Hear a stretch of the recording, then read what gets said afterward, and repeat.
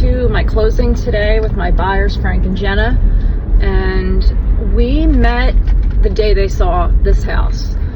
They randomly saw a house they were interested in Garnet Valley, which is where I'm an agent. So my name is Sarah Glasgow. I'm a real estate agent in Garnet Valley, Glen Mills area, in Delaware County, Pennsylvania.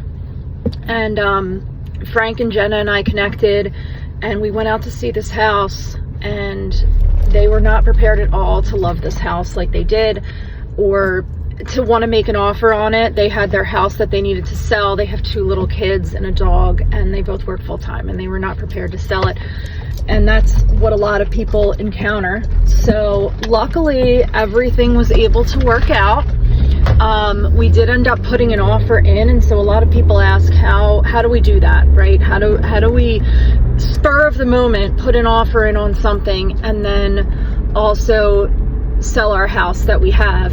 And so there are a couple ways you can do it. What Frank and Jen ended up doing is they took out a home equity line of credit on their current house, which is what I suggested. I'm also a licensed loan officer, so I do know a little bit more than a lot of agents about loans. And so what that allows them to do is they were able to actually put an offer in on the house that they're buying without a mortgage contingency and without having to sell their house to get those proceeds. So they did end up selling their house, which was always the goal. They settled on that on Friday, and today's Monday.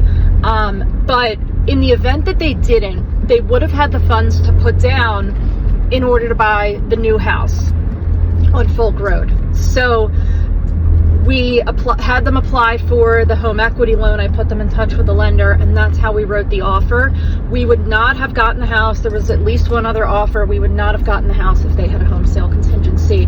But it was a crazy 24 hours because we originally wrote it with the home sale contingency because they had not applied for the home equity line of credit yet, also called a HELOC. So what happened was we went under contract, and there were some inspections they wanted to do, a regular home inspection, but we also wrote into the contract that they were only going to reply about a few major items, which can also strengthen your offer. So, things like the roof, major mechanical systems, stuff like that.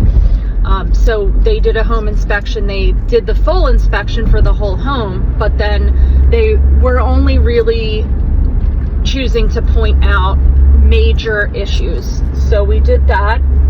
They accepted that as the contingency there.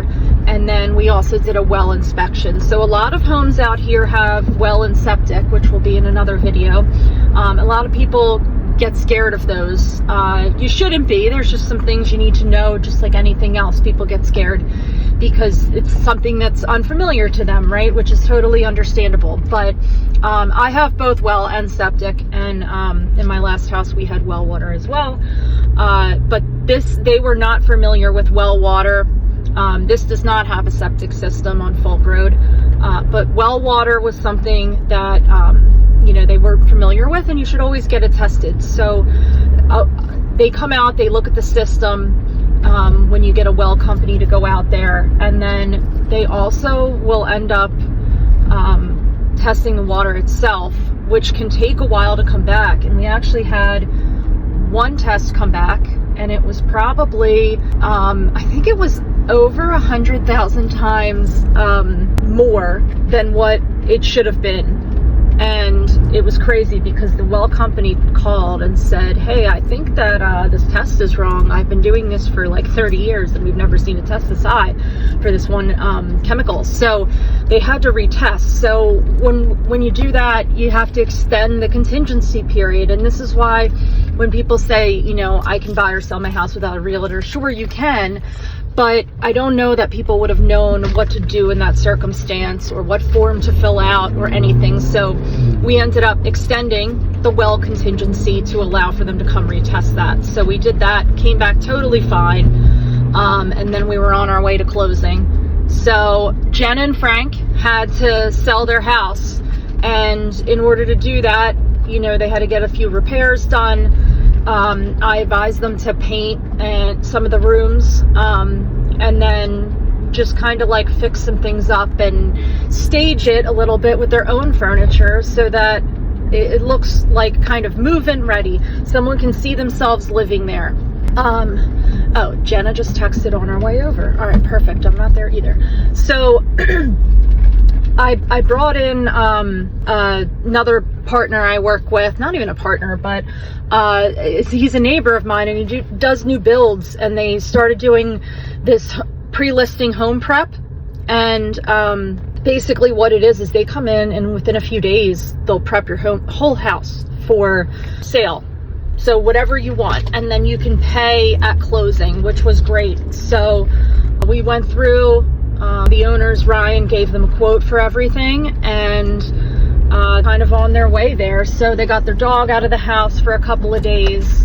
Oh, I almost missed the turn. Jeez, I always almost miss this house for some reason. But here we are, we're pulling up. Beautiful home in Garnet Valley. So yeah, so he came in, he redid the whole downstairs, pretty much almost the whole downstairs, and then the master bedroom, and did some stuff down the basement, cleaned everything up to make it look, you know, ready to go, so that they didn't have to worry about someone coming in and looking at it and thinking, wow, I need to do a lot of work here. That's not what we wanted. And I just pulled up to the house here, and by the way, I did get this along with a gift card, which I always do for clients, but do epic shit. Well, I thought it was appropriate because so many people are so scared to buy and sell their house at the same time, and these guys went full in. All right, so I just pulled up to the house. It's on a 2-line street, which is kind of busy, but this is a great house, and the backyard means you don't have to have your kids playing out front. So in Garnet Valley, for those that aren't familiar, Garnet Valley, Glen Mills, Westchester area, which is where I am, a lot of the streets are these back roads like this, and they don't have sidewalks, but it's pretty far from the street. So take it inside. We're here for the walkthrough, which means that we're checking, make sure everything's working correctly.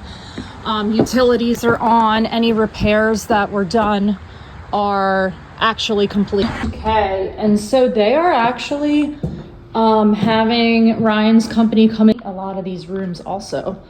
So they're settling on this today, obviously, and then they're not moving in until later in the week. So they did a what's called a rent back, which allows them to live in their current home and stay there for about a week. We got them a free rent back, which is great. They don't have to pay anything. And this way, Ryan's company can come in, he can paint, do any little repairs that they want, and then, you know, it's ready for their kids. It's ready for them when they move in on Friday. So just a couple of days. Here's the backyard.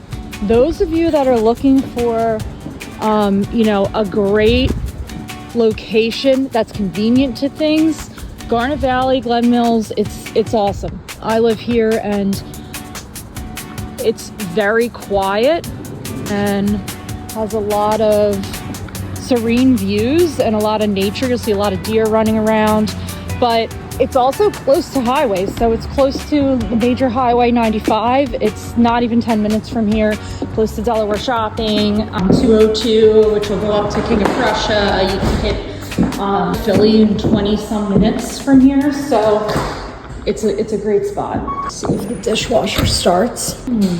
I don't know. Oh, there it goes. Okay, so that's good. Cancel it. Let's see, this one might check the thermostat. Let's see if we get some air coming out of there. Air's coming out. Can't tell if it's warm though. And now it's off. There we go. Let's let it warm up. You can smell it getting warmer. All right, so there was an issue with the fan. One of the fans didn't work in the house, and there's a battery that is strange.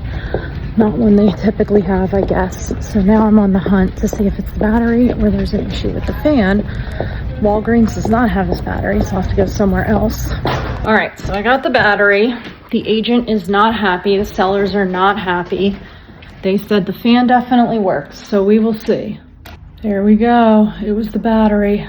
Whew, that's good news.